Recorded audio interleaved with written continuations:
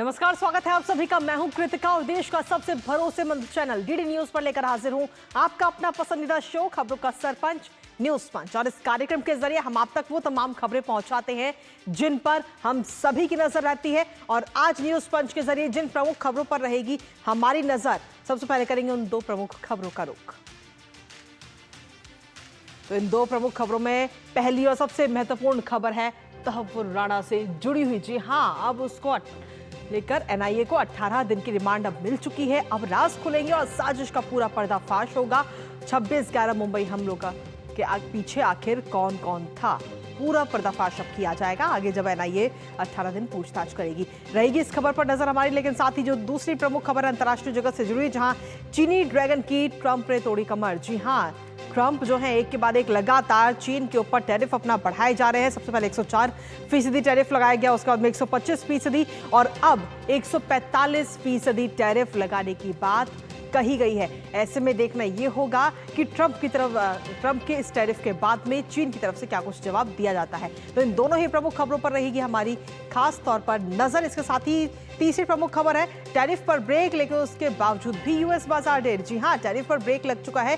कई सारे देशों को लेकर 90 दिन की मोहलत दी गई है। 90 दिन के लिए इस टैरिफ पर रोक लगाई गई है, लेकिन उसके बावजूद भी यूएस बाजार ढेर होता हुआ नजर आ रहा है। गिरावट जो है वो अभी भी जारी है। क्या हाल है यूएस बाजार के, बताएंगे विस्तार से आपको। चलिए शुरुआत करते हैं आज के खास बुलेटिन में। सबसे पहले बात करेंगे तहव्वुर राणा से जुड़ी हुई महत्वपूर्ण खबर की। जी हां, मुंबई हमले के मास्टरमाइंड तहव्वुर राणा को बीते कल भारत लाया गया और ये वही शख्स है जिसने 26/11 मुंबई हमले का प्लान तैयार किया था।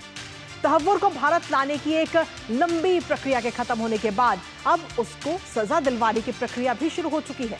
तहव्वुर राणा को लेकर एक स्पेशल फ्लाइट गुरुवार की शाम को पालम एयरपोर्ट पर उतरी।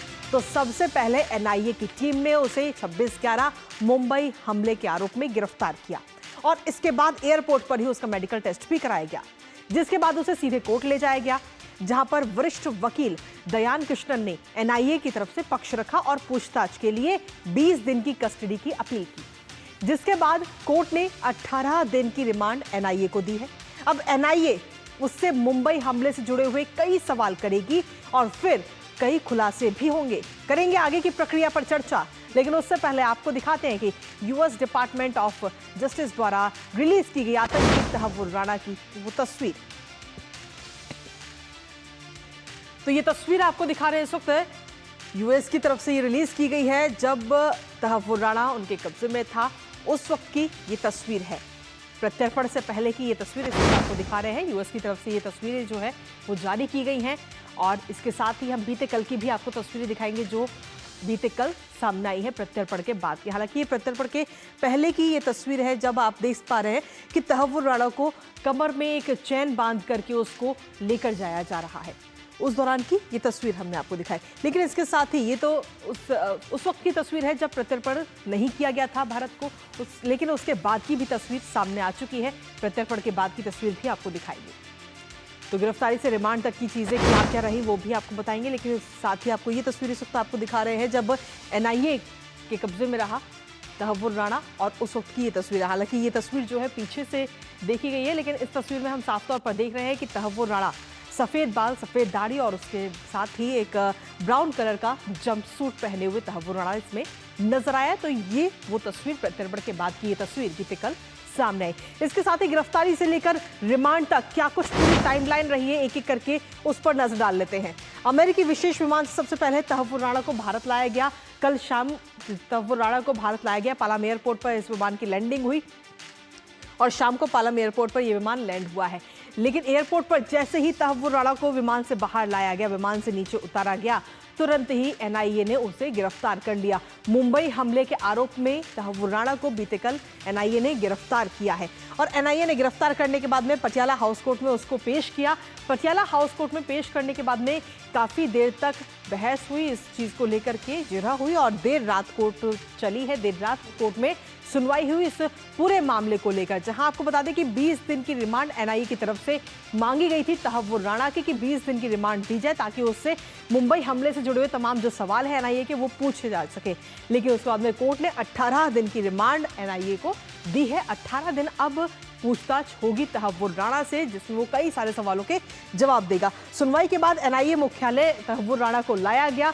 एनआईए मुख्यालय की अगर हम बात करें तो वहां पर लॉकअप में इस वक्त है तहव्वुर राणा, और इसके बाद अब एनआईए की जो विशेष टीम है वो तहव्वुर राणा से आगे अब पूछताछ करेगी इस पूरे मामले को लेकर, जो मुंबई में हमले हुए, कि आखिर इस हमलों में और किस किस का हाथ है। हर सवाल का जवाब अब तहव्वुर राणा को देना पड़ेगा भारत के अंदर। इसके साथ ही कोर्ट में आखिर एनआईए की तरफ से क्या कुछ दलील दी गई, 20 दिन की रिमांड जब मांगी गई थी, तो वो भी आपको बताते हैं। जहां जज के सामने एनआईए की तरफ से कई सारे सबूत पेश किए गए हैं, इस मुंबई हमले से जुड़े हुए कई सारे सबूत, जिसके जरिए नजर आता है कि तहव्वुर राणा इसमें कितना शामिल था। इन सबूतों में कई सारे ईमेल्स का भी हवाला दिया गया है। ये वही ईमेल्स हैं जो हेडली और तहव्वुर राणा के बीच में एक दूसरे को किए गए हैं। कस्टोडियल पूछताछ की पैरवी एनआईए की तरफ से की गई कि इन सभी चीजों को लेकर जानकारी हासिल करनी, और इसीलिए ये कस्टडी जरूरी है। साजिश के खुलासे के लिए पूछताछ बेहद जरूरी है, एनआईए की तरफ से ये दलील दी गई।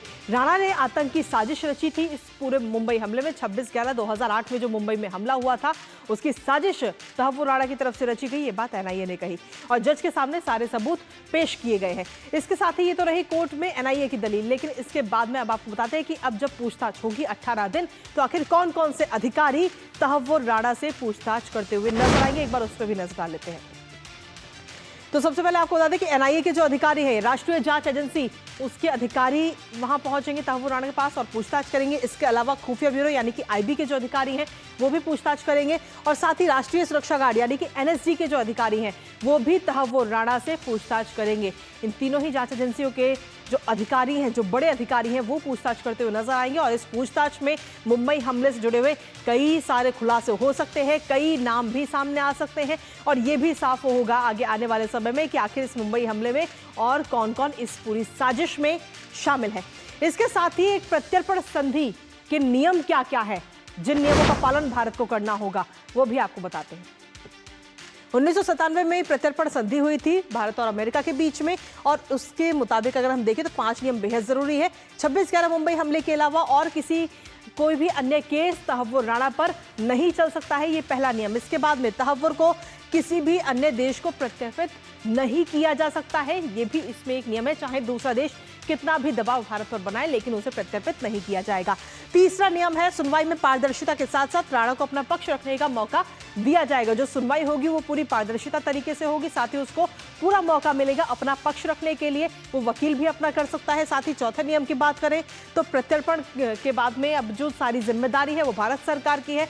और 5वां नियम, अपराधी को पूरा काउंसलर एक्सेस देना होगा।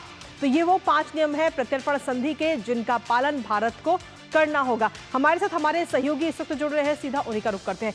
अजीत द्विवेदी इस वक्त हमारे साथ जुड़ रहे हैं, जो कि एनआईए के हेडक्वार्टर पर इस वक्त मौजूद है दिल्ली में, और साथ ही विकास सारथी इस वक्त हमारे साथ जुड़ रहे हैं। सबसे पहले अजीत, आपके पास में आना चाहेंगे, बीते कल आपने सुबह से लेकर शाम तक सारी चीजें कवर की है कि कब और कैसे इसे लाया गया भारत में, और भारत में आने के बाद में क्या कुछ रहा, सारी चीजें आपने कवर की है, बेहद नजदीकी के साथ देखी। आपसे जानना चाहेंगे बीते कल अदालत में किस तरह की तस्वीर देखने को मिली? देखिए, अदालत में जिस तरीके से ले आया गया, और ये पहले से ही पूरी प्रक्रिया जो थी पहले से ही वो पता थी कि किस तरीके से जब लाया जाएगा यहाँ पर विशेष विमान से, तो सबसे पहले एनआईए जो है वो उसको तहव्वुर राणा को गिरफ्तार करेगा। उसके बाद सीधे अदालत में जो एनआईए की स्पेशल कोर्ट जो है वहाँ पर उसको पेश किया जाएगा। उसके बाद से जो है रिमांड की जो है वो डिमांड जो है एनआईए की तरफ से की जाएगी। तो देखिए, रिमांड की डिमांड की गई थी 20 दिनों की, लेकिन 18 दिनों की रिमांड जो है वो एनआईए को मिल चुकी है, और एनआईए में अब पूछताछ जो है वो शुरू हो गई है। विशेष अधिकारियों की टीम बनाई गई है इसके लिए, जो हमारे सूत्र बताते हैं कि विशेष अधिकारियों की टीम बनाई गई है, और साथ ही उसमें कई एक्सपर्ट अधिकारी हैं, जिसमें कि जो मनोवैज्ञानिक के, जो साइकोलॉजी के भी एक्सपर्ट जो अधिकारी हैं, जो किस तरीके से पूछताछ करनी है, किस तरीके से चीज़ों को बाहर निकालना है। क्योंकि ऐसे जो अपराधी होते हैं, आतंकी होते हैं, बहुत ज़्यादा शातिर होते हैं, बहुत ज़्यादा चालाक होते हैं, और बहुत आसानी से, बहुत साथियाना तरीके से वो सूचनाओं को छुपाते हैं। तो उनसे किस तरीके से इंट्रोगेशन करना है, इसके लिए बाकायदा स्पेशल जो है टीम बनाई गई है। साथ ही यहाँ पर इंट्रोगेशन जो है वो 10 बजे से शुरू हो गया है, और विशेष रूम जो है वो सर्विलांस लैस है, वहाँ पर इंट्रोगेशन जो किया जा रहा है। कोशिश ये होगी, जो एक पूरी प्रश्नावली बनाई गई है किस तरीके से पूछताछ की जाएगी, उसमें शुरुआती जो प्रश्न होंगे वो परिवार से जुड़े होंगे, व्यक्तिगत प्रश्न होंगे और पृष्ठभूमि के प्रश्न होंगे। उसके बाद से फिर धीरे धीरे आगे बढ़ा जाएगा, और कोशिश की जाएगी कि पूरी तरीके से हर जो पहलू को जो है वो खंगाला जाए, हर सूत्र को खंगाला जाए और पूरी एक कहानी जो है निकल के सामने आए कि किस तरीके से पूरा ये इतना बड़ा मुंबई हमला जो है वो प्लान किया गया, कौन कौन सी जो एजेंसियां हैं टेररिज्म की वो इसमें शामिल थी, आईएसआई का क्या रोल था, पाकिस्तान का क्या रोल था और भारत से जो अंदर जो कौन कौन से आतंकवादी गुट या कौन कौन से स्लीपर सेल। सबसे महत्वपूर्ण देखिए कृतिका, ऐसे हमलों में हमने पहले भी देखा है कि स्लीपर सेल जो होती है वो बहुत महत्वपूर्ण होती है। वो सपोर्ट सिस्टम जो है वो मुहैया कराते हैं आतंकवादियों को ऐसे हमलों के लिए, और स्लीपर सेल को डिकोड करना, उनको पकड़ना बहुत महत्वपूर्ण होता है, क्योंकि आसानी से वो पकड़ में नहीं आते हैं, क्योंकि वो आम जीवन में वो घुले मिले रहते हैं और सिर्फ अपना काम करके फिर वो उसी प्रोफेशन में लग जाते हैं। बहुत ज़्यादा उनका कोई पहचान नहीं होती, बहुत ज़्यादा वो लोगों से घुलते मिलते नहीं है। तो स्लीपर सेल को पकड़ना एक बहुत बड़ा टास्क होता है सुरक्षा एजेंसियों के लिए, और स्लीपर सेल की बड़ी भूमिका इस हमले में भी हो सकती है। तो हर लिहाज से जो है एनआईए और जो एजेंसियां हैं वो पूछताछ करेंगी और ये पूछताछ लंबी चलने वाली है। देखिए आगे चल के हो सकता है कि एनआईए जो हमारी एजेंसियां हैं वो पॉलीग्राफ टेस्ट या नार्को टेस्ट की मांग कर सकती हैं, क्योंकि हमने देखा है कि इस तरीके के जो अपराधी होते हैं, जो आतंकवादी होते हैं, वो आसानी से पूछताछ में सहयोग नहीं करते हैं और कहीं ना कहीं बहुत सारी चीज़ें जानना जरूरी होता है सुरक्षा एजेंसियों को। तो आगे चल के टेलीग्राफ या पॉलीग्राफ जो टेस्ट है उसकी भी जो है, नार्को टेस्ट जो है उसकी भी मांग कहीं ना कहीं अभी जो है अभी सामान्य जो है प्रक्रिया शुरू हो गई है, पूछताछ शुरू हो गई है। जी, पूछताछ तो शुरू हो ही चुकी है और ये पूछताछ 10 बजे से शुरू हो गई है, लंबी जाती हुई नजर आएगी। अजीत हमारे साथ में हमारे सहयोगी विकास भी इस वक्त बने हुए हैं। बिल्कुल देखिए विकास, अगर हम देखें तो एनआईए की अब सीधे तौर पर यही कोशिश होगी कि उसे मौत की सजा दिलाई जा सके इस पूरे मामले में, क्योंकि इससे पहले कसाब को भी मौत की सजा दिलाई गई, लेकिन उसमें करीब 4 साल का समय भी लगा। अब इसके बाद में आगे की किस तरीके की राह होगी? बिल्कुल कृतिका, जिन धाराओं में चार्जशीट दाखिल की गई थी एनआईए की तरफ से उसमें 302 जिसमें सजाए मौत का प्रावधान है। इसके अलावा यूएपीए के सेक्शंस हैं और उसके साथ साथ जो राजद्रोह यानी 121 जो सेक्शन होता था भारत के खिलाफ युद्ध छेड़ने का जो सेक्शन है 121 से, ये सारी चीजें लगी हैं और इसमें अधिकतम सजा में मौत की सजा का प्रावधान है। तो जाहिर है एनआईए उसी की मांग करेगा। और जहां तक प्रक्रिया की बात करें तो जो 26/11 में जो अजमल कसाब पकड़ा गया था, जिसको हम कैसे फुट सोल्जर था, उसके मामले में देरी हुई थी क्योंकि उस वक्त एक टाइमलाइन को लेकर के बहुत कड़े कानून नहीं थे। लेकिन एक जो महत्वपूर्ण बदलाव है कृतिका यहाँ पर वो ये कि भले ही ये चार्जशीट हमारे जो नए कानून है भारतीय नागरिक सुरक्षा संहिता आने से पहले की चार्जशीट है, लेकिन इसमें जो प्रक्रिया कोर्ट अपनाएगा वो बीएनएसएस की अपनाएगा, यानी कि एक समयबद्ध तरीके से सुनवाई होगी।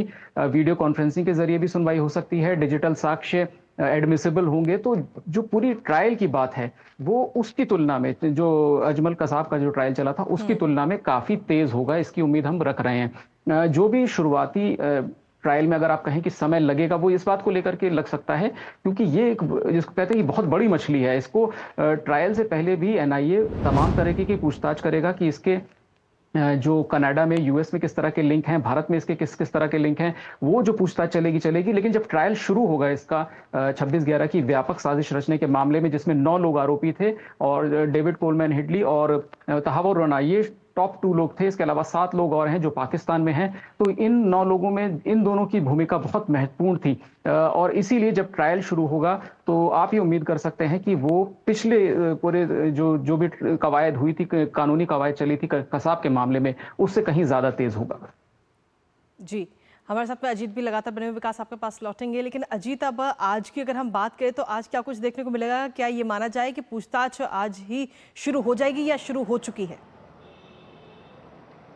देखिए पूछताछ का समय जो था वो 10 बजे का निर्धारित था और जाहिर सी बात है कि जो पूछताछ जो है वो शुरू हो चुकी होगी। हालांकि अधिकारी जो है उनका आना शुरू हो गया था काफ़ी पहले से ही और बहुत अभी कोई भी जानकारी जो है एनआईए कोशिश करेगी कि बाहर ना जा पाए। कोई भी पूछताछ से जो भी फैक्ट निकल के आएंगे, जो भी जानकारी निकल के आएगी वो बाहर ना जाने पाए, क्योंकि ये पूरी प्रक्रिया होती है, पूरा नोट डाउन होता है और फिर से दूसरी एक चार्जशीट बनेगी, उसमें पूरी इस सब चीज़ों को शामिल किया जाएगा। तो बाहर कोई जानकारी ना निकल के आए आसानी से, ये कोशिश पूरी की जाएगी। लेकिन जो सूत्र बताते हैं कि ये पूरी प्रक्रिया जो है ये हालांकि पूछताछ की लंबी चलेगी और इसमें कोशिश ये की जाएगी कि हर पहलू पे पूछताछ की जाए। क्योंकि देखिए ये अंतर्राष्ट्रीय स्तर पे ये मामला है, क्योंकि आप सिर्फ भारत के संदर्भ में मत देखिए, क्योंकि अंतर्राष्ट्रीय स्तर पे टेरर किस तरीके से ये जो काम करते थे, चाहे पाकिस्तानी मूल का ये नागरिक था, कनाडा में इसको नागरिकता मिली, बाद में यूएस में भी इसने टेरर फैलाया, इसके बाद में भारत में टेरर फैलाया। आप समझ सकते हैं कि अंतर्राष्ट्रीय स्तर पर नजर है जो है एजेंसियों की बनी हुई है, अन्य देशों की बनी हुई है। तो कई देखिए, सिर्फ हम मुंबई हमले के अलावा भी कई और चीजें निकल के सामने आ सकती है इसमें। तो कहीं ना कहीं अंतर्राष्ट्रीय स्तर पर जिस तरीके से टेरर का नेटवर्क काम करता है वो भी निकल के सामने आ सकता है। तो पूछताछ को लेकर देखिए एनआईए के पास बिल्कुल वहां पे एक से एक एक्सपर्ट हैं जो कि जानते हैं किस तरीके से पूछताछ करनी है। तो लंबी फहरिस्त है, प्रश्नों की सूची है और पूछताछ जो है आज से शुरू हो गई है। 18 दिन का समय जो है अभी एनआईए के पास है और 18 दिन के अंदर एनआईए के सामने चुनौती भी होगी कि किस तरीके से इतने बड़े आतंकवादी से तमाम जो है चीजें उगलवाई जाए, तमाम जो है जानकारी निकाली जाए और उन जानकारियों को कड़ी से कड़ी जोड़कर आगे सबूत के रूप में जो है कोर्ट के सामने भी पेश करना होगा। देखिए, क्योंकि हम जानते हैं कि हमारे यहाँ पूरा सिस्टम जो है वो कानून से चलता है और तमाम चीजें हमने कसाब के मामले में देखा कि लंबी ट्रायल चली थी। हालांकि अब ट्रायल उतना लंबा नहीं होगा जो कि नए कानून जो है वो लागू हो चुके हैं। तो लेकिन फिर भी पूरी कानूनी प्रक्रिया का पालन करते हुए तमाम जानकारी निकालना एक बड़ा टास्क होगा एनआईए के सामने। लेकिन जो पूछताछ जो है शुरू हो चुकी है और जल्द से जल्द हमको लगता है कि कई कुछ दिनों में खुलासे होना शुरू हो जाएंगे कि किस तरीके से 26/11 को अंजाम दिया गया, कौन कौन लोग उसमें इन्वॉल्व थे, कौन कौन और पाकिस्तान की क्या भूमिका थी। ये बहुत महत्वपूर्ण इसमें पहलू निकल के सामने आ सकता है। जी चलिए, फिलहाल बहुत बहुत शुक्रिया आप दोनों का हमारे साथ जुड़ने के लिए और तमाम जानकारी हमारे साथ साझा करने के लिए। तो सीधे तौर पर देखें तो अब आज से पूछताछ भी शुरू हो चुकी है और तहव्वुर राणा से इस दौरान कई सारे सवाल जवाब किए जाएंगे और साथ ही उसको वो वीडियोस दिखाई जाएंगी, वो जो कॉल रिकॉर्डिंग्स हैं वो उसको सुनाई जाएंगी। और इस दौरान इस मुंबई हमले में 26/11/2008 को जो मुंबई में हमला हुआ था, इस हमले में और कौन कौन लोग शामिल थे, साजिश के पीछे कौन कौन से हाथ हैं, उन तमाम चीजों का अब खुलासा किया जाएगा। न्यूज़ पंच में खबरों का सिलसिला लगातार जारी है, लेकिन इसी बीच वक्त एक छोटे से ब्रेक का है। बने रहिए हमारे साथ।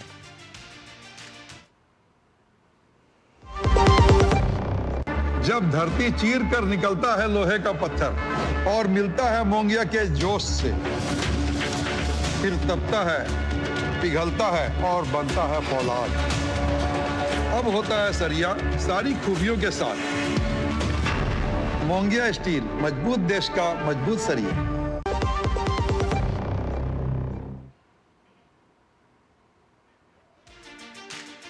और ब्रेक के बाद एक बार फिर से स्वागत आप सभी का। अब खबरों में आगे बढ़ते बात करते हैं अंतर्राष्ट्रीय जगत से जुड़ी हुई सबसे महत्वपूर्ण खबर की। ट्रंप ने जहां एक और कई देशों को टैरिफ से 90 दिन की राहत दी है, तो वहीं दूसरी ओर चीन पर फिर से टैरिफ बम फोड़ दिया है। राष्ट्रपति ट्रंप ने चीनी वस्तुओं पर टैरिफ बढ़ाकर 125 से 145% करके चीन के साथ चल रहे इस व्यापार युद्ध को और तेज कर दिया है। तो वहीं चीन ने 84% टैरिफ लगाकर जवाबी हमला भी किया हुआ है और दबाव कम करने के लिए यूरोप और एशिया के साथ संबंधों को और मजबूत करना भी चीन ने शुरू कर दिया है। अब ऐसे में दोनों बड़ी अर्थव्यवस्थाओं के बीच छिड़े इस टैरिफ वॉर का असर साफ तौर पर नजर भी आ रहा है। इस टैरिफ वॉर पर क्या है चीन का जवाब, बताएंगे आपको, साथ ही करेंगे इस पर चर्चा अपने संवाददाता से। लेकिन उससे पहले आपको बताते हैं कि अमेरिका द्वारा चीन पर लगाए गए इस टैरिफ का जमीनी स्तर पर क्या पड़ रहा है असर।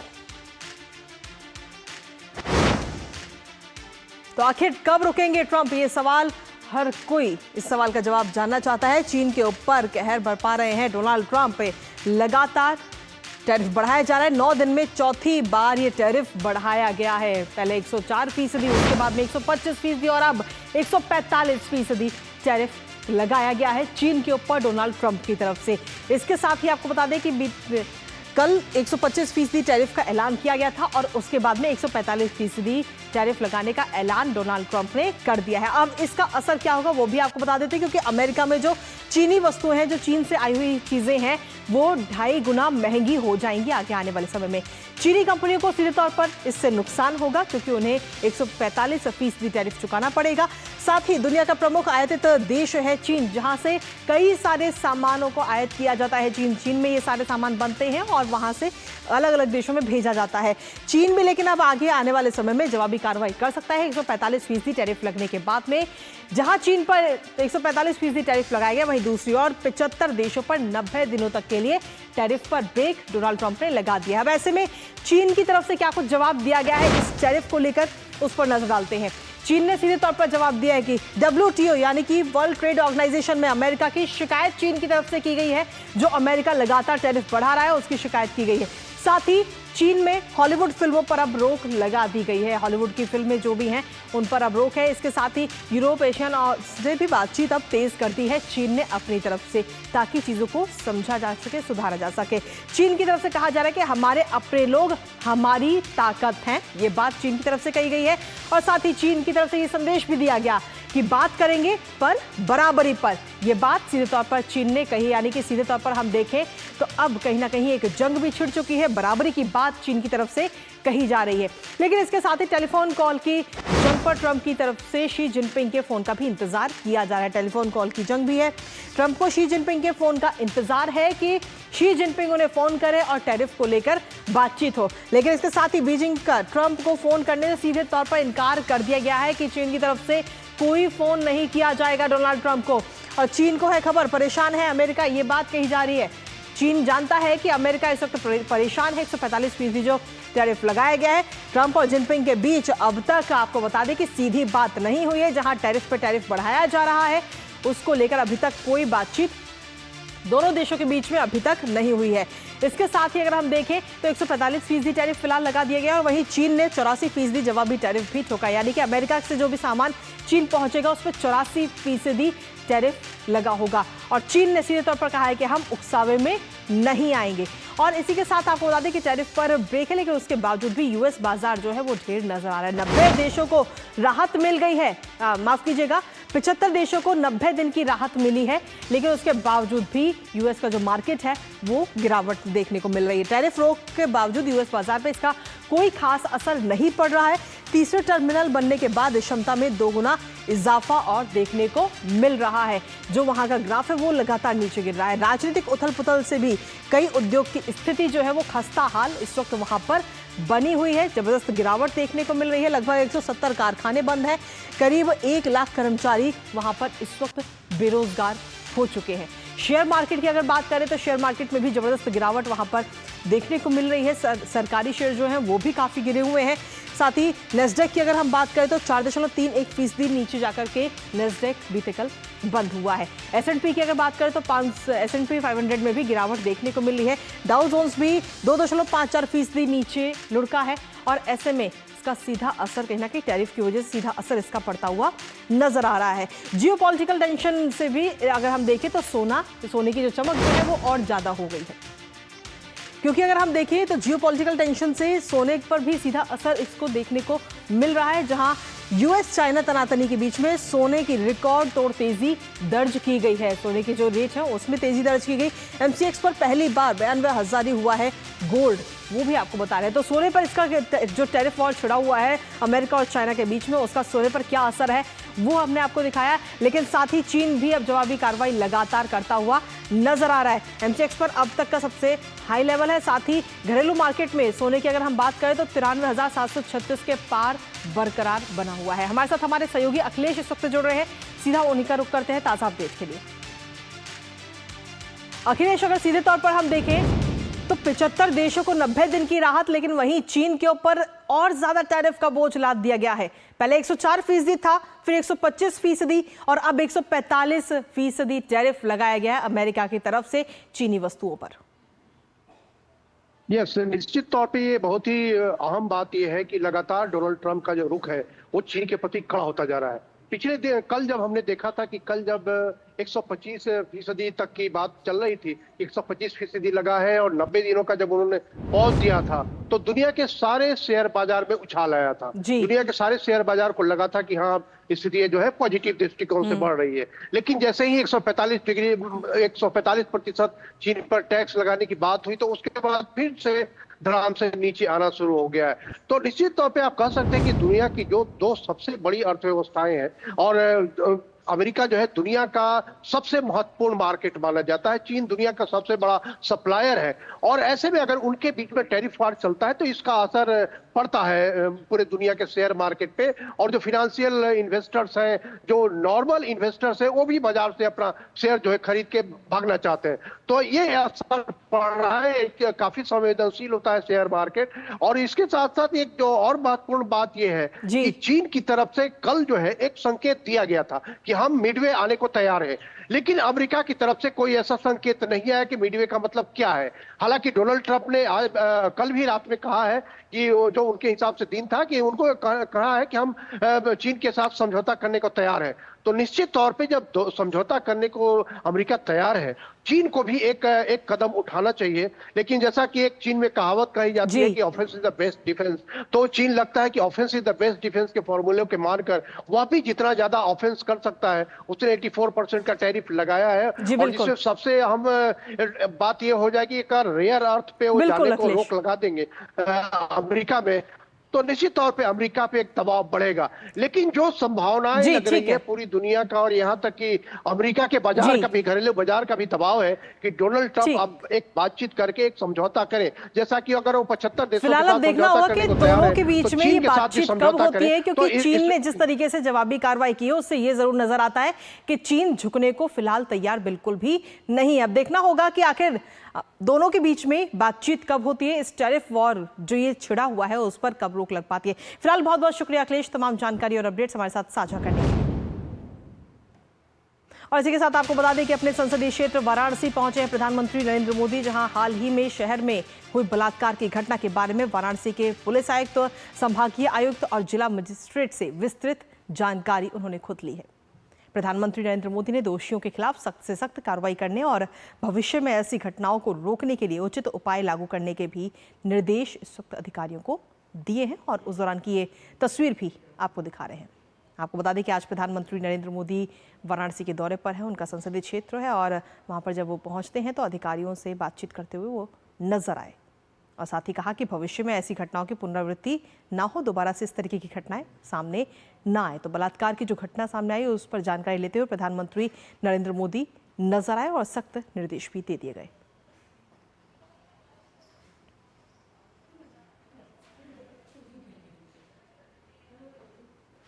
और इसी के साथ फिलहाल न्यूज पंच मुझे और हमारी पूरी टीम को दीजिए अनुमति। नमस्कार।